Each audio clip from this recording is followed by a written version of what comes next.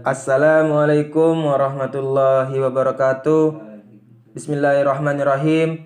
Alhamdulillahirabbil alamin wa bihi nasta'in ala umuri dunya waddin. Wassalatu wassalamu ala asrofil anbiya'i wal mursalin. Amma ba'du. Perkenalkan, kami dari kelompok 8 Ekonomi Makro kelas D di Universitas Islam Negeri Maulana Malik Ibrahim Malang. Di sini kami akan mempresentasikan hasil kerja kami, yaitu tentang keseimbangan makroekonomi. Kami sangat berterima kasih kepada Ibu Sri Andriani selaku dosen pengampu kami dan teman-teman yang tercinta, sehingga tugas ini dapat terselesaikan tepat waktu.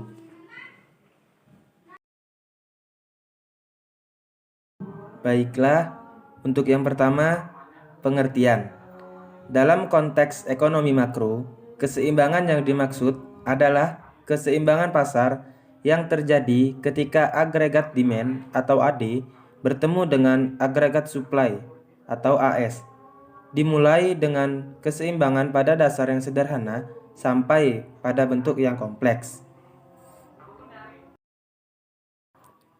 Selanjutnya adalah macam-macam keseimbangan pasar. Yang pertama ada keseimbangan pasar ekonomi makro, industri. Yang kedua ada keseimbangan pasar ekonomi makro, agregat.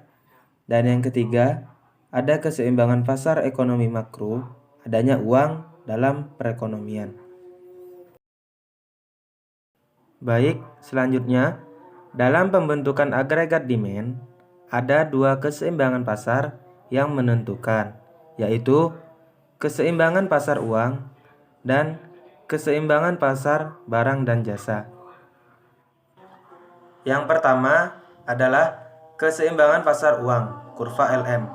A. Kurva yang menunjukkan L sama dengan M.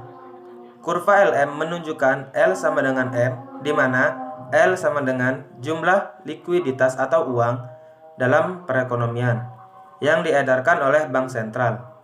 M sama dengan jumlah uang yang ingin dipegang oleh masyarakat. Dalam istilah lain juga ditemukan MS sama dengan MD, di mana MD adalah money demand dan MS adalah money supply.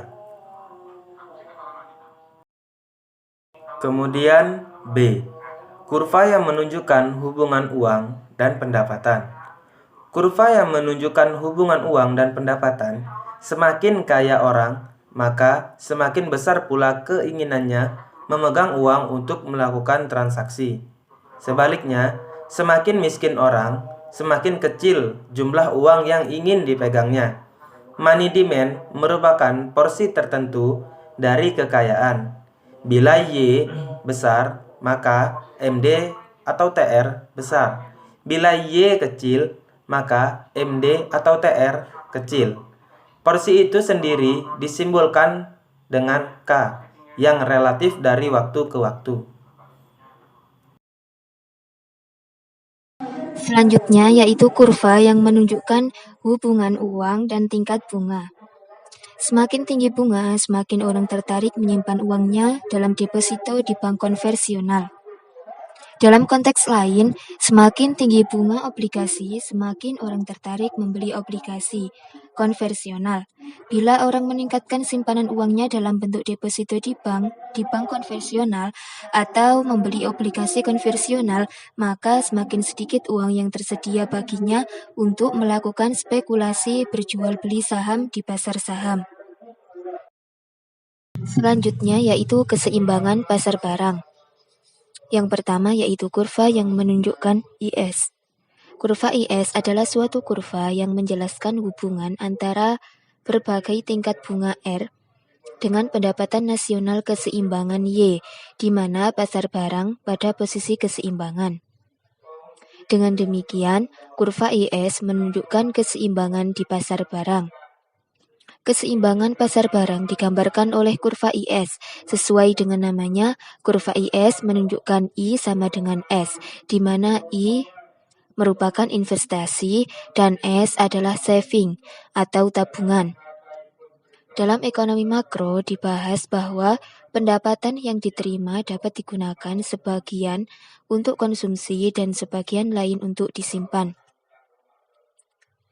Rumusnya yaitu Y sama dengan J plus S, di mana Y yaitu pendapatan, J konsumsi, S adalah simpanan. Selanjutnya yaitu kurva yang menunjukkan hubungan investasi dengan tingkat bunga.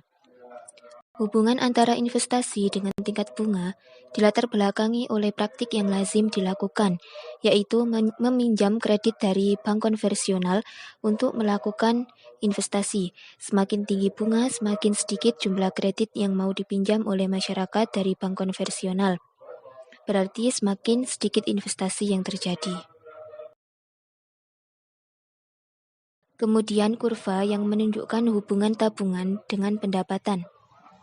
Hubungan antara tabungan dengan pendapatan dilatar belakangi oleh kecenderungan orang untuk menggunakan sebagian pendapatannya untuk ditabung dan sebagian lain untuk keperluan konsumsi. Semakin kaya orang, semakin banyak tabungannya. Semakin miskin orang, semakin kecil tabungannya. MPJ dan MPS sendiri relatif stabil dari waktu ke waktu karena merupakan kebiasaan orang atau pola perilaku orang dalam menggunakan pendapatannya.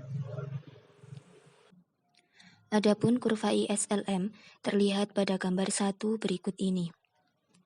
Titik E merupakan equilibrium di pasar barang dan pasar uang, yakni saat actual expenditure setara dengan planned expenditure dan demand of real money balance setara dengan money supply.